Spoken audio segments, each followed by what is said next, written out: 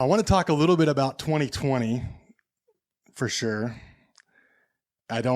We don't need to get into politics or any of that culture crap, but as touring musicians, I would like to hear your guys' hearts about, can you describe for me how last year was for you guys? Yeah.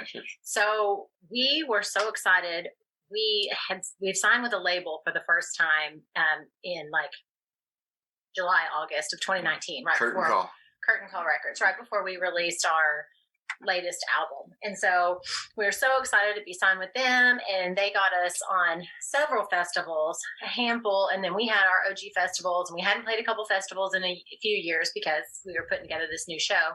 When Phil left the band in 2017, we basically were like, are you in or are you out? And he's like, I don't know. Do I need to know yet? And we're like, yeah, because he's writing music parts. You know, we're putting together this show. We got to know, are we having two drummers or one? And so he had to make a decision.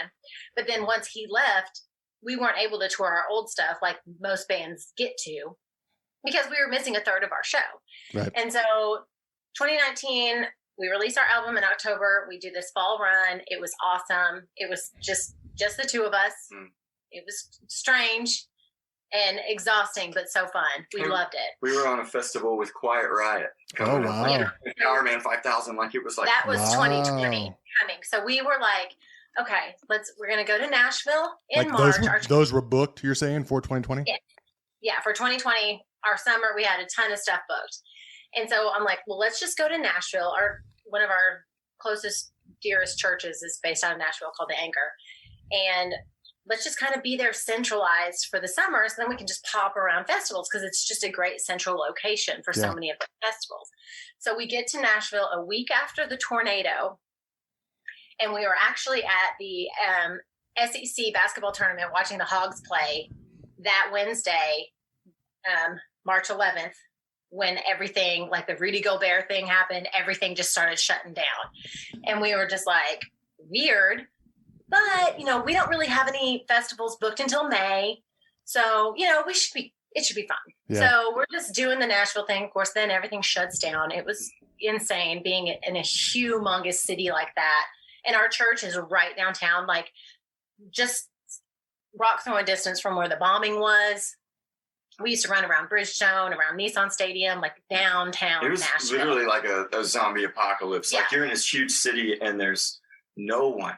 Maybe a few police cars. Yeah. Maybe. It was insane. Sounds like a white-collar sideshow. It felt like a white-collar sideshow. Why did we not have a film crew right then? Actually, film a short movie or something. You got to be prepared. It felt like our old Nashville, like when we first started going there, like we'd roll in on a Tuesday night. It'd be 11 o'clock. We'd be walking the dogs and there's no one there. Just dead back in the day. Yeah. And then, of course, Nashville became Nashville and there's no such thing as a downtime there until COVID.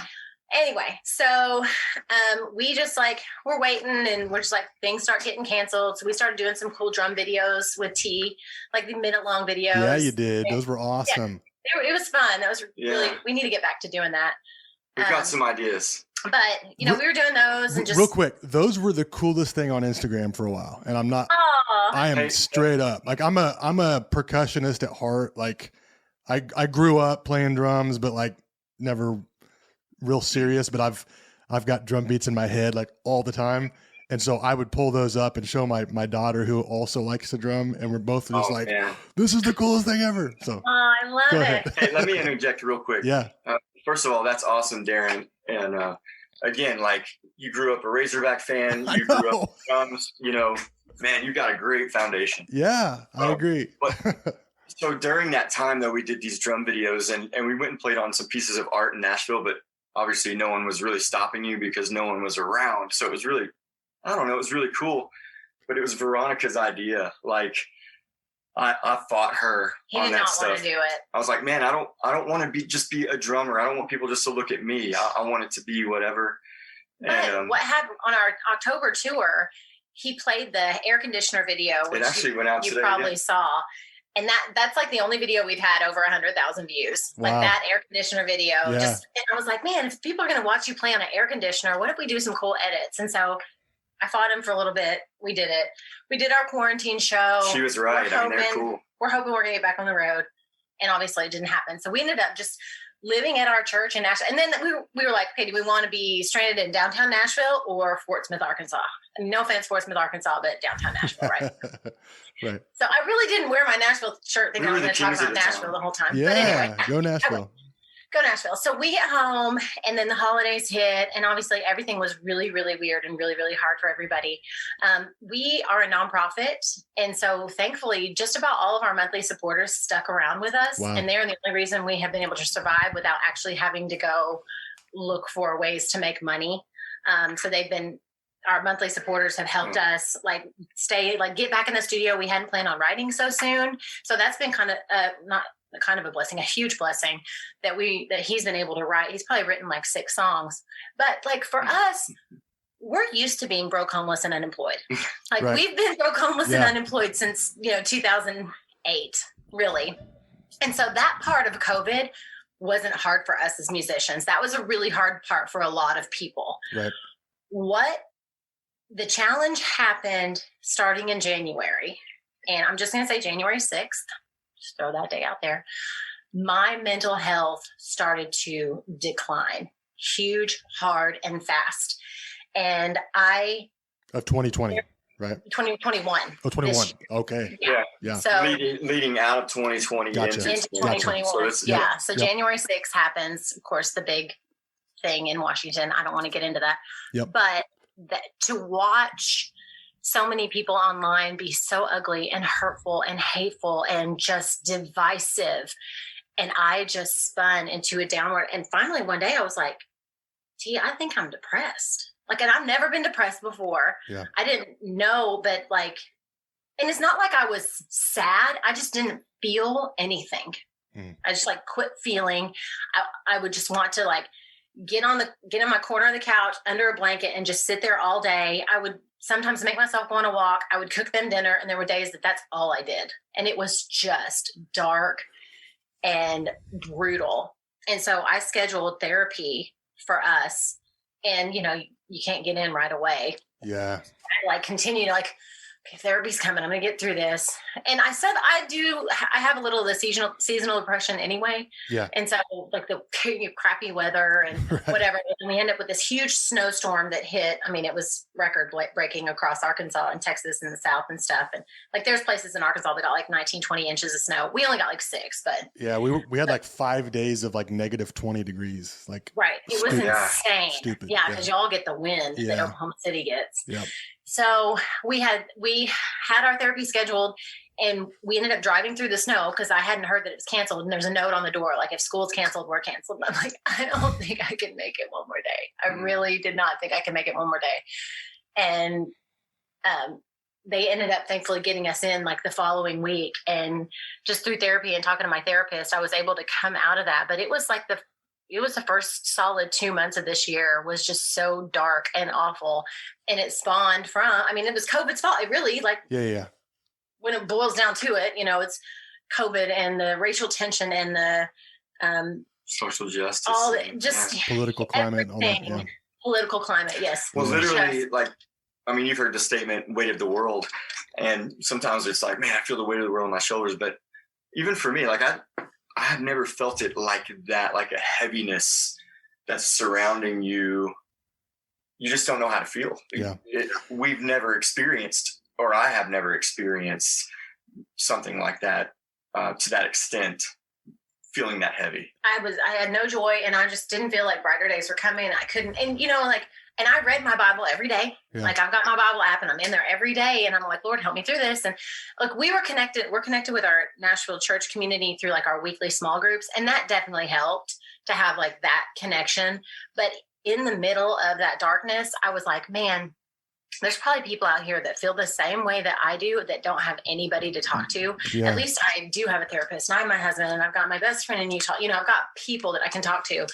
And so our friends here, for sure. Yeah. And so that's why we started this little thing called Chat With Us that we threw out online, just hey, if you want to talk to somebody, we love talking to people, especially this one. So let's chat. And we've already had probably 20 people. Wow.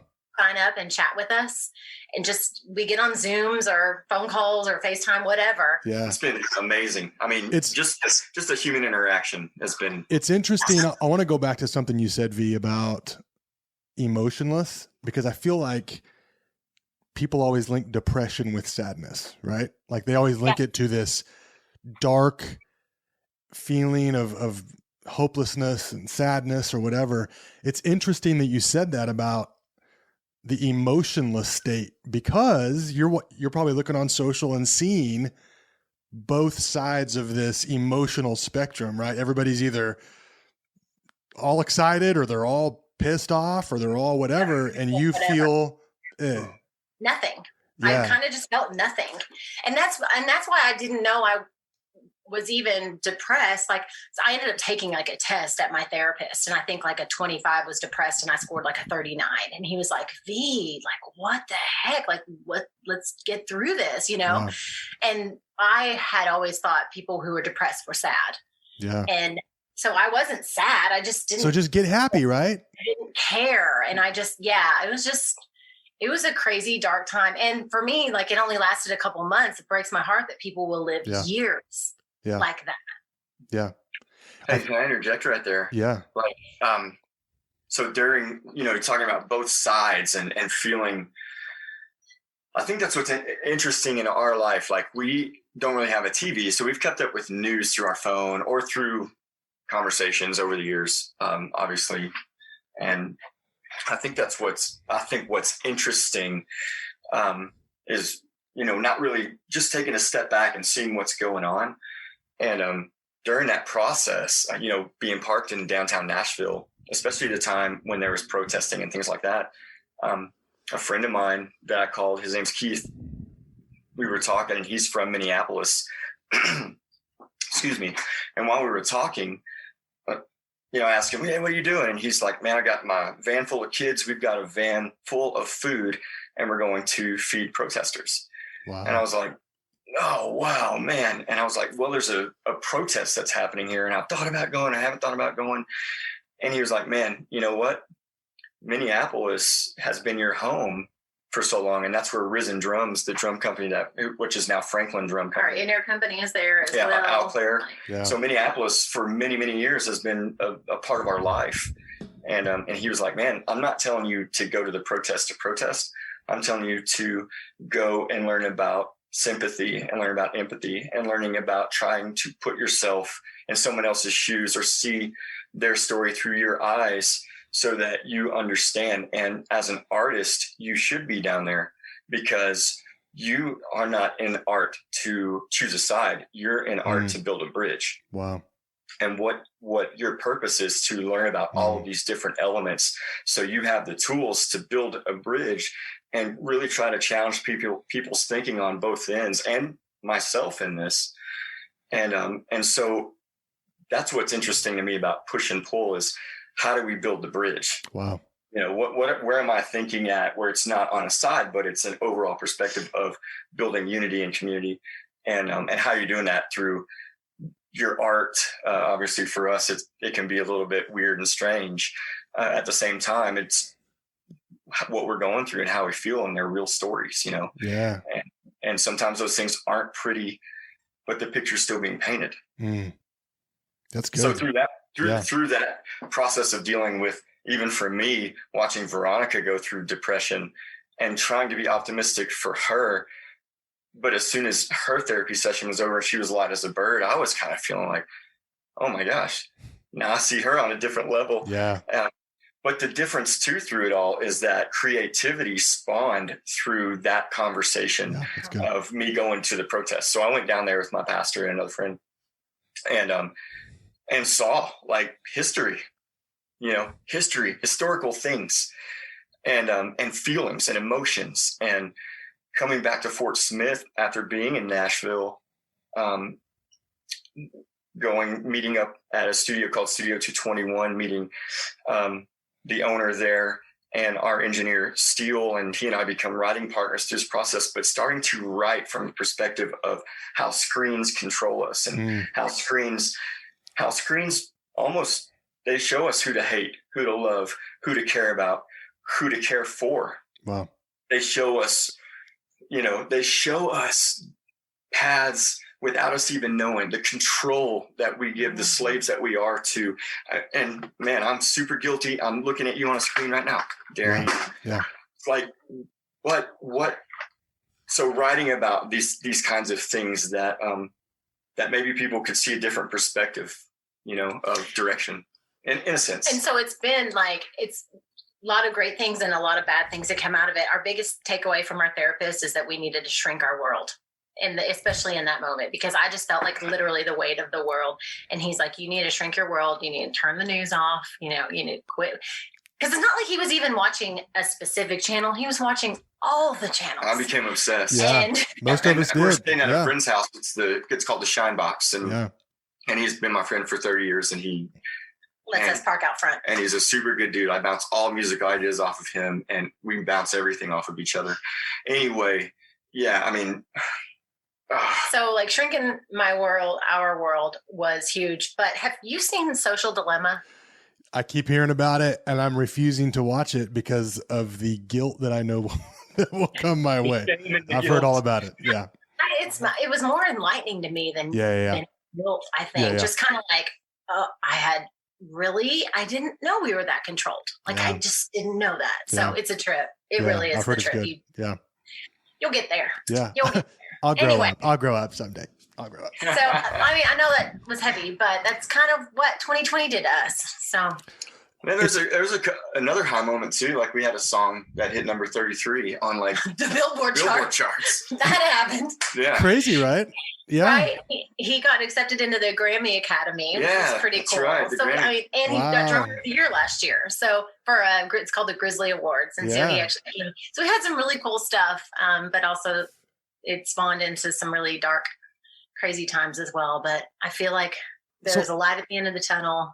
We're getting through this. So I want to hit on something. You guys, I'm calling you guys musicians, right? That's what you do. Yeah. That's who you are. I imagine you work really hard to get to a place. Like you might have some goals in mind or some things that you're looking towards.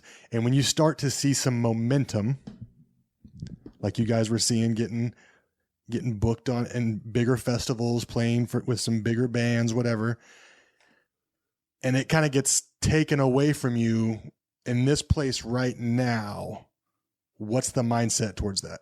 Is it I think there's two ways you can go, right? You can get back to the grind and you can strive really hard to get back to that place, or you can do what? Like where are you guys at with that? So first of all, like last year's tour schedule for me, when you play music, I've been playing drums for 35 years. So started in 1986. We're not too far apart. Yeah. Yeah. But like the things that you dream about when you're a kid, why do you even get into music in the first place? And then, we've been a band for 15 years, working, scratching and clawing. And, no one sees what goes on behind the scenes. They see the spectacular things from your Facebook pages and your social media pages and all those elements, but they don't see like 24/7 and going, man, there's no handbook. What are we supposed to be doing here? And last year was one of those years that I had dreamed about. They're working so hard. And you're finally playing festivals and you got your name in the little bitty print on some of these places. And, selfishly, it's like, dude, I remember watching these guys like Quiet Riot. I remember watching this MTV, and playing with this, things like that. And so to see it just fizzle away was, just a killer, man, because we could have gained more momentum. And we did have a song on the charts. So how do you promote that without touring, bragging about it, I guess is what you would do. I don't know, because I've never had that ever happen before. That's funny. Yeah, that's a good point. Yeah. That song was the number one most added at that moment. And I don't know how many moments there are in a year, but at that moment it was the number one weekly. And my son said, man, what's it like to write a number one song? And I was like, I never even thought about ever in my life. Anyway, all those things to say that, we're booking this year, and hopefully, things open up, because that's what happened last year. It was like, okay, they rescheduled to this day, and then this festival rescheduled to this day. And how are we going to pull off 4 festivals on the same day when they're different states? And then it kept bunching up. And then it was like, we have to cancel everything. And then our last 3 shows were in states that maybe haven't shut everything down yet. And then we felt guilty. We were convicted. So we did have an opportunity to play a few shows last year, but through our convictions and just wanting to keep people safe, we backed out. And, we were like, we just don't want to feel responsible if something happens. And ironically, like even one of the shows, the promoter was like on Facebook the next week, my whole family has COVID. And we're like, oh, wow. Ouch, Yeah. And so we were like, we would just rather be patient and follow our convictions than do something reckless. And so, but then like rock and roll, let's go. But so many people had it so much worse. Yeah. Than us. And so it's like, you just kind of put life into perspective, and it's like, yeah, we're down, but everybody's down. Yeah. And, we're locked in this little, like, we got a new RV. And so it's literally, we live in like 50 square feet, literally, when we're not here at our friend Gary's house. And I'm like, but you know what? We have each other, and we were literally best friends. Like we struck the lottery with our relationship, I feel like. And so like we have things that people don't have. Yeah. And so trying to find the positive, getting to live in downtown Nashville for half a year. Well, super cool. And that's another thing too, Darin. Like, there were a few people that would call and say, hey, are you guys all right? Are you guys good? And we're like, man, we've been living like this for 13 years. Is something going on? What's going on? Yeah.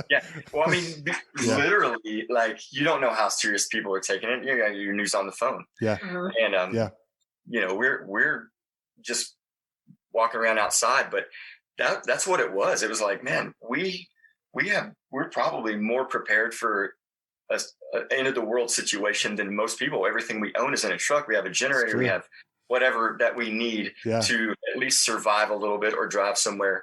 And thankful for our supporters for helping us get through that process too, because I know that's not easy, and everyone was down. But at the same time, we have learned to live off so little that nothing in that sense has changed. Like, it's always been, where's our next paycheck coming from? How do we get gas? Did we make enough to order new t-shirts and then repairs on your vehicle? Tour essentially pays for itself. And so we're not on tour. So we're just kind of living off of our monthly donors anyway. And so, thankfully, because of them, we really, truly were able to survive. And so, it was definitely tough and definitely a bummer. And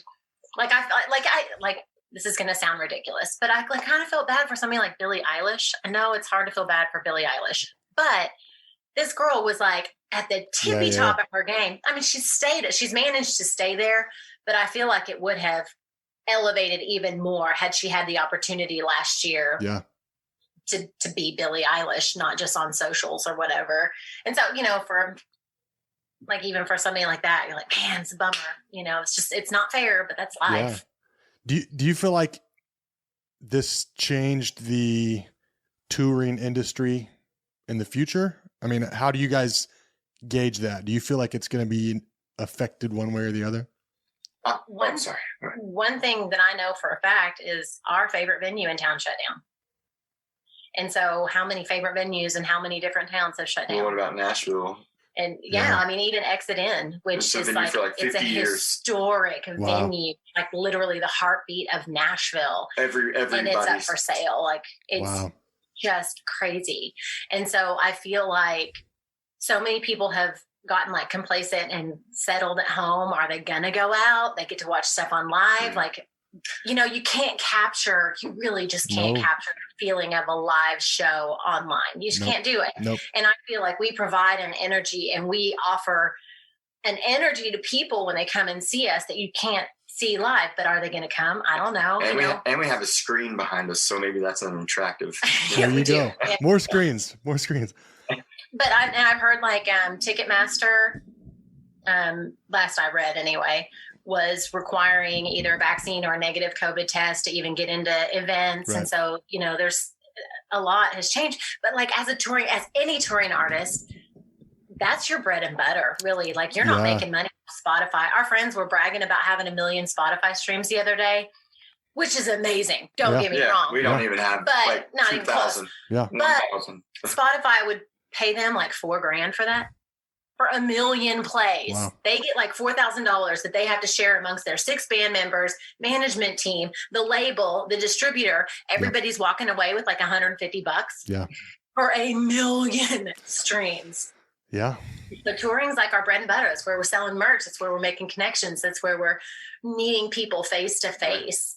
That's what we love most about it too, is the human interaction. And you know what was hard too, I think, like on our tour that we did before COVID, you know, not many people, you're still competing with Netflix. You're still competing with whatever.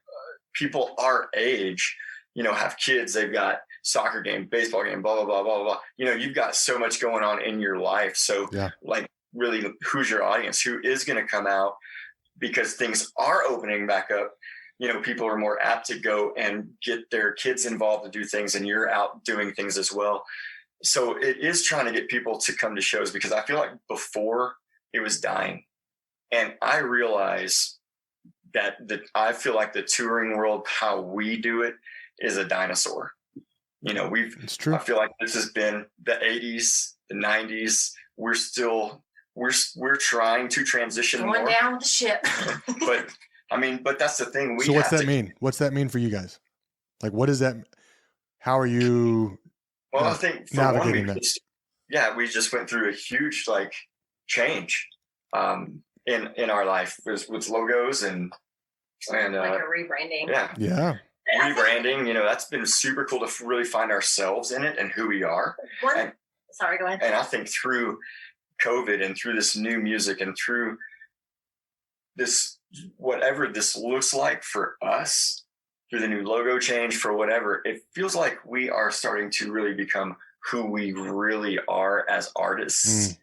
And I feel like COVID has helped us grow through that and then find that. And I feel like we're doing something, we're evolving again, which is awesome. So I feel like a decision I made based on touring through COVID is something I've kind of done in the past, but I've not been like super intentional about, is stopping to see people along the way when we tour. Yeah. And so I told T, I'm like, I want to do less shows and more people. And so our supporters, like I said, 14 times already, kept us alive through this. I need to be way more intentional about popping up 2.5 hours to go hang out with a supporter, you know, getting back on the road instead of just grind with show, praying somebody shows up. Let's invest in the people that are already investing in us and that believe in what we're doing and want to see us succeed. And hopefully through the performances, finding more people that just, that's what we do. We just can, like big family reunions. Yeah. And so it's almost like it won't just be like a supporter tour, but they will definitely be added to it. And then even like with Chat With Us, I told T, if people continue and really like doing this, I would love to do chats in person. And so like, hey, I know you reached out, you know, a while ago and you're in wherever, Ohio, you know, we're passing through. Would you like to do a chat in person? And so stuff like that. I mean, I think less shows, more people, but still shows. There's a lot to putting new stuff together. And like everything's changing. You know, do you put an album out first? Do you put all the singles out first and then put it out? Like what is the evolution of what a business world looks like in all of this as well? And through COVID, I mean, that's had to challenge us to realize, okay, beyond touring, what is it that we need to work at? And and we have recognized that, and now it's putting that into place. I mean, it's your choice, right? Here's all the steps, here's all the knowledge, here's where it's going, if you so choose to do that. And that's for every artist, you know, whomever it is. Do you choose to keep putting your life out in where everyone can see it? Do you choose to keep, what is it that you're doing? And I think that's the difficult part for us, and the hard step forward for us too. One of the biggest things when people ask us about our marriage and our relationship, my advice to them, because people are always like, oh, he changed. Well, you're going to change. Like he and I are not, we just celebrated 20 years marriage in January. Yeah. And I'm not the same person I was 20 years ago. He is not. And so either you're going to grow and change together, or you're going to grow and change apart. And I feel like that's us with the music industry. Whether I like it or not, you either got to grow and change together, or you're going to grow and change apart. And so even though like we love concept albums and everything we've done is a concept album, we're going to have to release them as singles, because that's just how it is. You know, you'll get the concept album in the live show. Well, not true, because I have an idea for this. I think we're going to do concept all the way through, and then you release the concept after you get the puzzle. Anyway, that's fine. That's cool. Release them all as singles. I can see where this sounds is like going. art. Sounds like art. So I like this. This is part of creativity as well, I think. Yeah. So I'm gonna obviously have many people that are on my feed that have never heard of White Collar Sideshow. Give me a quick elevator pitch explanation of what is White Collar Sideshow. I don't know what he's looking up, but you're going to read like a mission statement. No, I'm just going to read this is the great. We got to do elevator pitch. Where did it come from? What's the heart behind White Collar Sideshow? Essentially, T literally had a series of dreams that created our first album, and we took all those dreams and turned it into reality, and we provide the live soundtrack to a film that plays on stage with us. It started out very, very avant-garde back in 2008, and then it has evolved since then. Our second album was kind of more of a horror movie, and then now our third album is based on identity, and we use masks and other visuals to try to give messages. Like there's messages all throughout the things that we do, because we love that sort of a thing. And so we have touched 46 states and 20 countries together since 2008 doing this. And everybody thought we were crazy, and nobody thought it would last. We've never required a contract, or I didn't think it was going to last. I didn't think it was going to last. Yeah. But we both quit our jobs. We sold our 4-bedroom house, sold all of our cars, sold everything. I was managing a multi-million-dollar music company and literally walked away from everything to do this. Wow. And our first show had a lot to do with pornography, and then an eating disorder that I developed kind of tied into his pornography addiction. And then the second show, his brother was killed in a head-on car accident, and a lot of the emotions that people deal with when they're dealing with a tragedy went into our second show. And our third one actually came out of a really good place, a really positive place, which was new and different for us. I had struggled and just completely fallen apart again, and had to, call and ask for forgiveness, had to wake up and realize who you are as a human being after touring and traveling for so long. You forget who you are.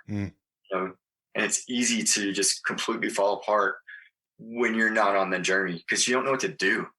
And that was me, completely fell apart, and it was bad. Yeah. And so we've used music as our excuse to hang out with people and to connect with people and reach out. That's kind of been our driving force. It gives us a platform, and then people will come talk to us. Darin, can you see that we talk a lot? Do what now? Let me say, we're an industrial shock and roll band. Yes. That's what we are. We do original film that's edited to our shows, and it's drums and bass. So if you like, I play bass and sing sci-fi, crazy horror music, then that's what we do. And he drums and sings, and everything else is our magical computer. And we use our images to all of it's part of our life. So it's just trying to connect with people who are struggling, and we're trying to help each other figure it out and find the journey or do the journey together. Yeah. And hopefully finding the good Lord and looking for direction in it.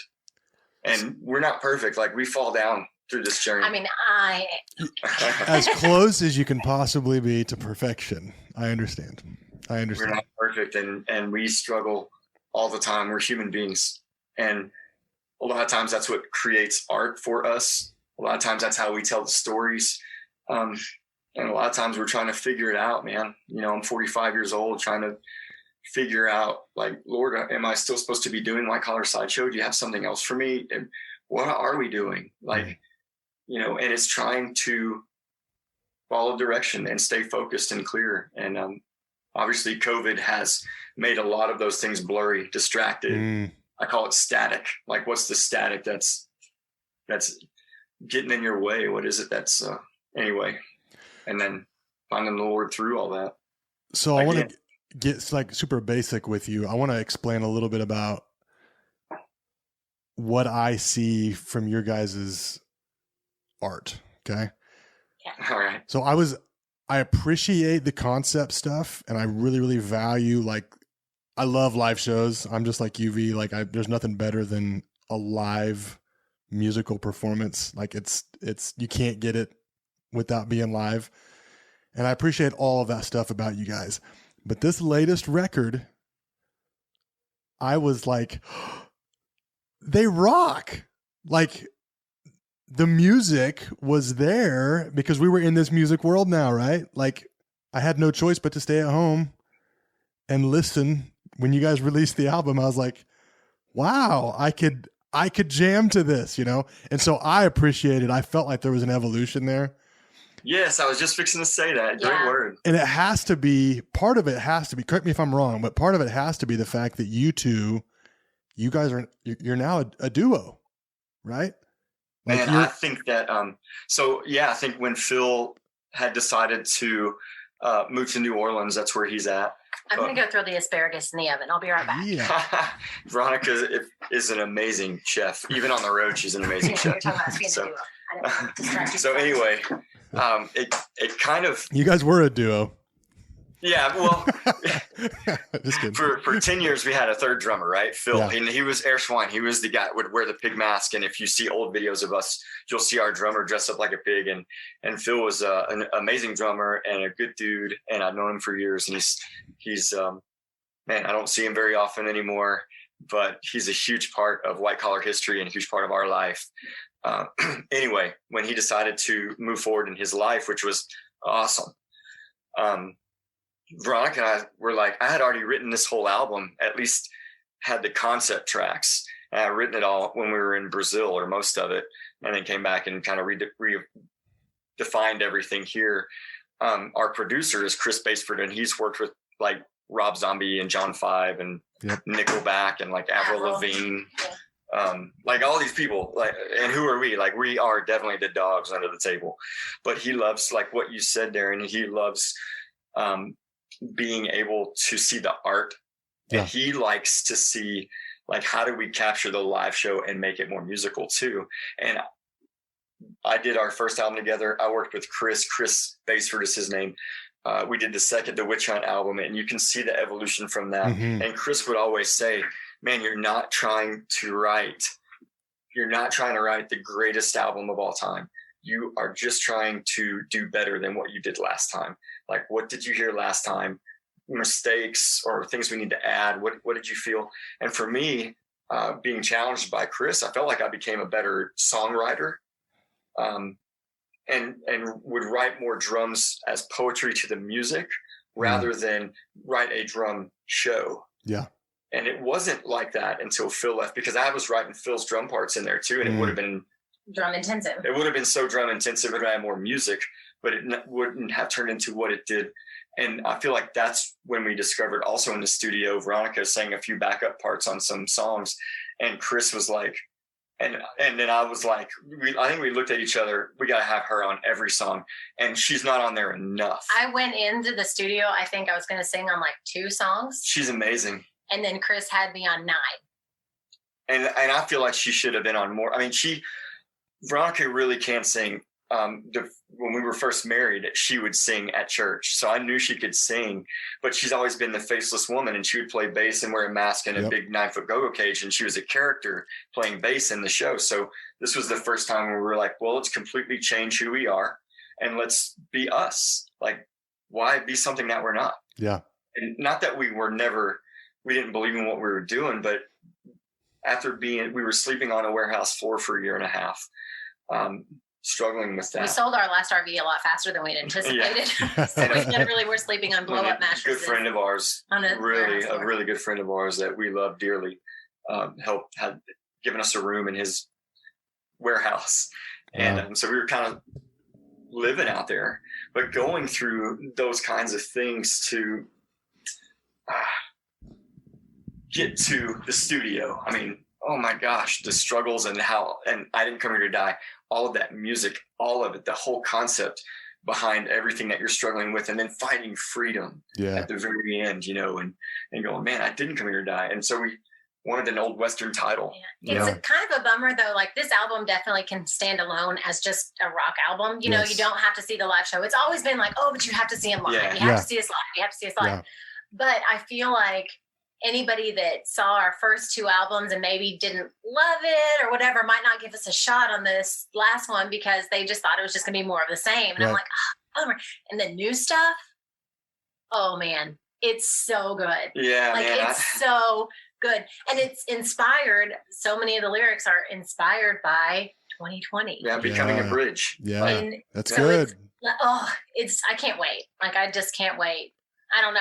I mean, California is still pretty locked down. And so it's like going there to record in an option anytime soon. But I've got a lot of crazy ideas. I'm Darin, my brain You're a maniac, bro. You are. I have so many things happening in my phone and even in my notes. I overwhelm myself. He is my mission from the Lord.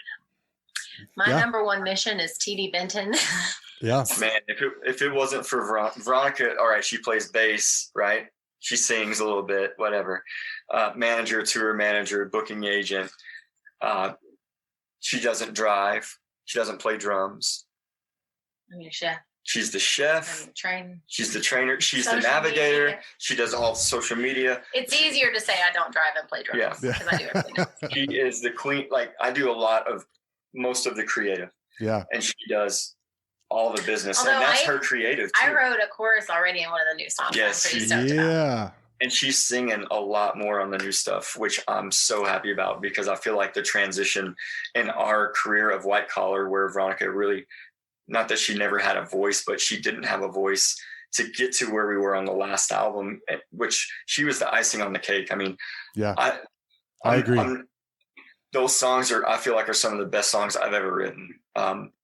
And I feel like it's because of the evolution. Did you ever watch the Beastie Boys documentary recently? Part of it. No, I have not finished it. So I've watched it about 5 or 6 times. Yeah. And I feel like, so what you were talking about, to go back to COVID 2020, watching the Beastie Boys documentary, if you haven't watched it, even if you don't like the Beastie Boys, their story is really inspirational to watch them be the Beastie Boys that, fight for your right and come back and fall completely flat on their faces and don't talk to each other for 2 years to get together and put together one of the greatest rap albums of all time that nobody cared about at the time. Yeah. I mean, in that transition, they could have quit. They could have went and did other jobs, but what else are we going to do? I mean, so they get together and they learn how to play their own instruments, and they got better than what it was. And then to watch them watch their manager say, hey, you're not going to play arena shows right now. Are you kidding me? We got to start back from the very beginning. You got to play these small clubs. You got to work your way back up. And then when they finally got back up, it was sabotage. Yeah. I mean, they could have stopped right then and quit. Yep. Oh my gosh, we're doing this. Yep. Right. But even for us, like, even if white collar ever ended, there's something more. Like, it's still being creative and it's still writing music because that's who you are as an artist. And, I'm wanting to work with my son on some things and maybe do a project together in the future. He's 24 this year, by the way. Yeah. So if you look at old videos, in our first video, I think posters, he was 9. That's crazy. Yeah, I think he was 9. He wears a gas mask if he's playing with us back when he was a young kid. Leech, right? The Leech, that's right. The Leech. He just graduated from college. So I heard something. I heard it yesterday on Instagram that you guys are the reason 21 Pilots is so big. Is that true? It's all because of us. No, we met those guys 10 years ago in Ohio at Punk Rock Prom, and it was Tyler, and then it was another guy on drums. Great Transparency was playing. Great Transparency and Goodnight Wednesday. Yeah, Goodnight Wednesday. And Levi the Poet. Levi was there. You remember Levi? Levi had just gotten married, and Anyway, we ended up in Ohio, whatever. But 21 Pilots, we're sitting there talking, and T has this huge conversation with Tyler, their lead. Well, the first time they played with us, they were a three-piece. It was a three-piece. Yeah, I was going to say, it wasn't Josh. Yeah, on it was drums. a different band. It was another guy, and a guy on bass, and then Tyler being Tyler. But like they had huge conversations, and we were just so drawn to them. Yeah. But then that summer, we kept connecting at a bunch of different summer festivals, and so we would just they would play these. Like Ichthus, a huge summer festival in Kentucky. There'd be like 20 people in front of the stage. It was so funny. What are you people don't even know what you're missing? Yeah. I remember we were at one of the festival tents watching them, and I think we were playing later that night or something. And I kept thinking, oh my gosh, why are they not? But I called my buddy Art. Art, he plays bass for Living Sacrifice. And I said, Art, come over here and watch these guys. They're going to be huge. And they were selling out Madison Square Garden like the next year, or a couple years later. Wow. Like they would have like 2 nights in a row sold out. Number one on Spotify. Yeah. We played a place in Ohio, and they actually came and watched. And after they were huge, when our second album came out, they had already blown up, signed with Fueled by Ramen and everything. But they came to one of our shows in Ohio. I remember having good conversations with Tyler back then, and I will say they weren't wearing masks. But I was drawn to his creativity and the conversations. His showmanship, that we were having. They're one of my faves for sure. Yeah. Just creative stuff. And that's many years ago. So he probably doesn't remember me at all. Yeah. So White Collar Sideshow, ministry or art? Is it ministry or is it art? I know it's always a challenging thing when you bring up the box of Christianity, and do you want to be a Christian artist? Do you want to be a Christian artist? And a lot of people are on two sides of that thing. We said musicianaries for years. Musicianaries is a good word. Yeah. Ministry. I feel like if you're following the Lord, like that's your whole life in general, whether you are doing what the Lord's calling you to do or not. Yeah. I feel like you know who he is and who he's been in your life. And, again, I've fallen many times, but I know that Jesus has changed me. And I also know that if it wasn't for the good Lord in my life, I would not be at this moment right here having a conversation with you. The Lord changed my life. And because of that domino effect, that's why we do what we do. So all we're doing is using our art to really connect with other people and maybe challenge someone's thinking or inspire other artists to dream big with, nothing in your back pocket. And really, like, who are we? Like, we're finding our identity is beyond art, and that those two things, it's easy for you to become the art. Yeah. And your identity is what you should bring to your art, where it gets twisted. And that's been a long journey through this for me. But now I think I've finally realized that, man, if I can just keep creating art and creating and connecting with people, let's just keep doing this. Yeah. And I think, the Lord is the ultimate creator. Right. I don't think that. I know that. Like, you look at the universe, the Lord, look at each of us as individual humans. He is the ultimate creator, and we were made in his image. And so we were made to create. And so whether you're cooking a meal or drawing or painting or whatever it is, like, you are creating in the name of the Lord, because that's what he made you to do. Yeah. So Darin, if someone says, are you guys a Christian band? Yeah. Sometimes they even say that on Christian radio interviews. Yeah. So you guys a Christian band? I'll usually say, you know what? I believe that we are artists. Yes. And that we're believers. But I think art is for everyone. Yep. And I don't want a box around my art that might not let someone out or might not let someone in, or might just keep someone crawling around trying to figure out, should I be in there or should I be out here? I just feel like, let's just connect. Let's figure out. And if you see the show and you've got questions, or if you see the show and you connect with it and you have a conversation with me, man, please, let's do it. Let's hang out and let's figure out what's next. Yeah. No, I think it's crazy because most Christians would say that God is an artist, right? Like, look at the sunset. He's the beautiful artist. But when it comes to human beings, they have a hard time being okay with us just being an artist. And I feel like ministry can be gross. I've experienced gross ministry.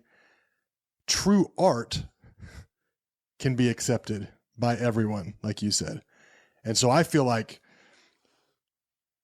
let's be okay with being artists, you know? Let's be okay with painting the picture that God has put on our heart, whatever that is, and being okay with that. I think it's more of a chore to try to be like the best ministry guy I can be. It's much more free to like, I'm just going to be an artist, you know? And what's in me, like you said, V, is like God created me to paint a picture. And if I'm more focused on ministering to people than I am like painting art, you know, I don't know. I just feel like it's okay to say, this is art, you know? Yeah. I got convicted several years ago before my dad passed away. He was not a Christ follower, and I was just like, Lord, like, he's dying. You got to do something. And he's like, V, you don't save people. I save people. That's not your job. I didn't call you to save people. I do that through the Holy Spirit. Yep. Your job is to love and serve. So you need to go and love and serve your dad. It's good. And I did. And he ended up accepting the Lord 60 hours before he died. Wow. Not through me. Even like it's a whole crazy story. But yeah. And it's simply because the Lord told me to love and serve, because I'm not in the business of saving people. That's what he does. That's good. And you step back, V. That's good. Stay in your lane. So what's coming up? What's coming up for you guys? Hopefully you hinted some new music. You hinted some new music. You told me you were writing music. Yeah, maybe. I mean, this may be our last, like, you know, we'll do these shows if they happen in the fall, and that might be it for those shows. And then we just go start doing a new one. It just depends, because I would still like to take that show to Brazil. Yeah. Wow. And that prolongs things. Yeah, we've got Germany, friends all over the country that want, Chile. And I want to show them this show. I want to, so that might make it a little bit longer. But we've decided to wait till August to book some shows. Hopefully they'll really happen. If not, everybody else is going to cancel right along with us. So it is what it is, and we'll just keep doing what we do. Darin, I'll tell you what's really what's up is having to, right? Like we did one show last year live from quarantine. In fact, if you haven't watched it, please go watch it. Yeah, I haven't. I didn't know you did that. Okay. Yeah. It's on YouTube and Facebook. It's just our live from Nashville quarantine. We filmed it with 3 iPhones, and it's one take, 3 iPhones. Our buddy from Nashville, David Lim, mixed it, and it sounds really cool. I'm super proud of it anyway. Yeah. But anyway, where was I going with all that? Because we haven't played it. We haven't played in a year. So we still work out. We still try to stay in shape. We still try to get healthy. But COVID can really slow that down, although we have been not too bad. But have I been playing my parts and singing at the same time? And I got to get back into shape. Drumming's a different kind of shape, ain't it? So I think I did. A whole different beast. I did 3 times yesterday, but I'm trying to get back to where I was on that YouTube show. So that's my par, because I feel like we're on top of our game on that show. Yeah. And we're not far from that, but man, you just can't take it for granted. Like, in my age group, trying to get back into it, sing and play and stay in shape. And there's a whole challenge to that as well. Yeah. A well-oiled machine. Yeah. So we'll see. Hopefully kind of back at it. Until then, we'll just be chatting with people, and you'll see us buzzing online in and out. So let's real quick, we'll end this thing with the chat with us thing. So I've got some friends. They have gone full time into this ministry that they described as what you guys are doing. It's called Safe Time, and they literally take FaceTime calls and talk to people. Yeah. And when they first told me about this, I'm like, that's like so freaking simple, but it's the most unique ministry I've ever heard. Like, basically the whole thing is we will listen for 45 minutes. We'll listen. Yeah. And they are busier than crap. They get so many calls. And so when I saw you guys posting that, I'm like, there is a place for that. And I want you to talk about that real quick. Just like, how has that been for you? It's a shift from music. It's a shift from your life, actually, just communicating with people. What kind of things are you seeing from that? It's a lot of heavy stuff has definitely come out through people's conversation. We're just so transparent and just kind of wear our hearts on our sleeves and just lay it all out for a lot of people. So I feel like they know that they're in a safe space and have an opportunity just to go second. And obviously everything is, anything anyone says to you is a confidential conversation. Of course. It's been great for me personally, though, selfishly, because someone will get on. Of course, you're having these conversations, and even if you don't know the person, it's still rad because it's, how are you doing? Blah blah blah blah blah. How did you do through this? How did you do through this? And it just takes off. But it's almost like you almost need to throw up. Yeah. And you're helping that person throw up and know that it's okay. Get it out. Let's get it all out, and let's flush those thoughts, and let's try to get something else. Let the good Lord put something else up in there. Dude, my friends get calls from people all over the world, like all over the world. What does that say? Like, what does that say to you about? I don't know. I don't want to bag the church, but have we done a good enough job of just listening to people in our circle that they're willing to call somebody on FaceTime to listen to them because nobody else will, or at least they don't feel safe around their circle of people. But I think it's amazing what you guys are doing with that. And it's pretty simple, isn't it? It is. It really is. And like I said, it spawned out of my depression and just being like, wow, there's probably people that need somebody to talk to. And we didn't know if anybody would sign up. I think like the first time, because we haven't really been like promoting it crazy, because it is still kind of a side thing. Yeah. Like I can only take so many calls a week. Yep. Because I've got all these other things going on, but just getting so many calls set up almost immediately. And then anytime I post anything about it, we'll get more people and people we don't know, which is really fun. Yeah. It's been fun, like having the people that are like dear friends that we've stayed with over the years, just FaceTime and catch up, whatever. But whenever we do get to chat with somebody that we don't really know at all, it's really rewarding. So, and like I said, hopefully we can even do these in person when the world opens up. Yeah. Who knows? I mean, I've even talked about us getting certified to do like relationship coaching. We've been married 20 years. Yeah. I feel like we've been through a lot. You've been through a lot. You're going through a lot. Yeah. Yeah. Right. And so I don't know. We'll see where it goes. But right now it's working. Beyond the church, really, like why couldn't we even come together as one united world through something that was affecting all of our countries? Yeah. I mean, yes. Could the church have stepped in and become a leader of, hey, let's create unity? But at the same time, I feel like all of us, all our governments, all of us as people, to see something, overtake our whole world. And you're seeing it. It's not like it's, you're seeing it happen. Yeah. Why we couldn't connect and unify and go, man, let's do this one thing. I mean, what's next? What's next on the list? I mean, even for someone struggling through trying to figure out where their next paycheck is coming from, or I've got a baby in a hospital, or someone's dying, I can't even go and visit them, and all these things. Why couldn't we just unify and figure it out together?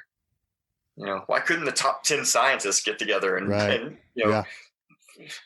make something up on the spur of the moment? Yeah, no, that's, but I don't know. I mean, yes, the church, yes, we should all be examples of loving and serving each other. And I know that's difficult and hard to do at the same time. I'm super guilty of stepping way short of all those things. Yeah, man, I'm thankful for you guys. I appreciate you. I'm thankful for you, man. I really appreciate this conversation. This has been good. Like, it just feels good to talk, It does. Even though it's a podcast or whatever. It just feels good to let loose. there's something about a connection. I mean, it's kind of crazy. We talked about the Razorbacks and we talked about drumming and stuff like that. I feel like in all seriousness, I think there's something that connects people that they don't even recognize there's a connection until there's communication, right? Like, so like, right. Just, I mean, you wouldn't have known that about me and I wouldn't know stuff about you if we didn't open our mouth and talk to each other, you know? Sure. So I think something that people do have through COVID is something that has connected all of us, whether we realize that or not. There's something in common now that gives us an opportunity to build a relationship with someone or maybe help someone through that, because we all know how it feels. Yeah. Someone's been affected. Someone. Yeah. That's good. Well, thank you guys for joining me. I really appreciate it. You guys are beautiful, beautiful people. And I think there's something behind the counseling, if you will, or whatever you want to call that. But I think life experiences and, you know, marriage is a big thing. And you guys know how to do that. Well, yes. Yeah. You just listen to your wife. That's right. It's easy. It's a happy spouse, happy house. And you go to McDonald's at least once a year, right? At least once a year. Man, you would think McDonald's would give us like a free chicken nugget or something. They commented on my Instagram post this year. Did they? It's the first time of social media. There we go. Like, obviously, we've been married 20 years, so social wasn't around for the first good chunk of it. But this is the first time that the actual proper McDonald's commented. I'm like, what? See, man, you guys are on the up and up. So for people who don't know, every year on Valentine's Day, for the last 21 years in a row, we have gone to McDonald's. That's our Valentine's date. So I don't have photo evidence of all of them because, again, smartphones and that's right. You know, we had the little Nokia flip phone back in the day. I will bet you that McDonald's has not commented on 21 Pilots stuff.